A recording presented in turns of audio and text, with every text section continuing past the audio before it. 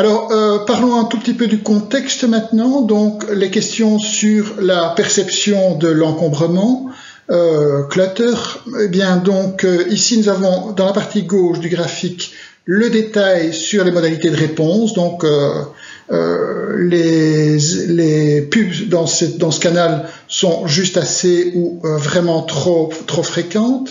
Alors, en fait, ce classement, donc, qui est agrégé sur la partie droite, fait la part belle en fait aux médias presse, presse quotidienne, presse magazine, également l'out of home. En fait, les canaux qui se retrouvent en fin de classement sont audiovisuels, donc les chaînes de TV, les plateformes vidéo et donc les réseaux sociaux où donc clairement nos répondants trouvent les pubs trop fréquentes.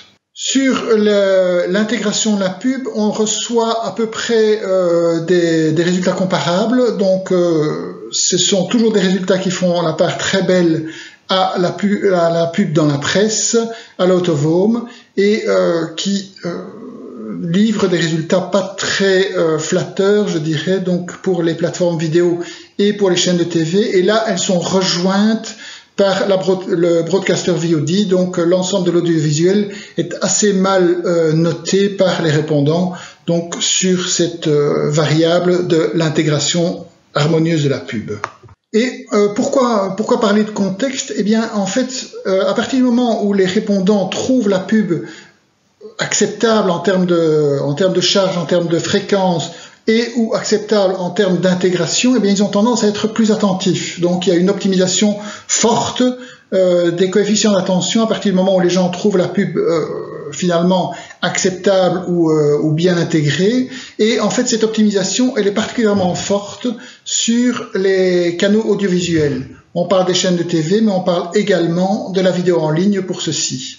Enfin, dernier snapshot sur les résultats. Donc, nous avons croisé ici donc la fréquence d'exposition telle que déclarée dans la première question avec les niveaux d'attention. Et comme vous voyez, donc il y a une corrélation globalement négative entre les deux. Donc, les canaux à forte fréquence d'exposition, comme l'out of home, comme les chaînes TV, comme la radio, ont des scores d'attention proportionnellement plus faible.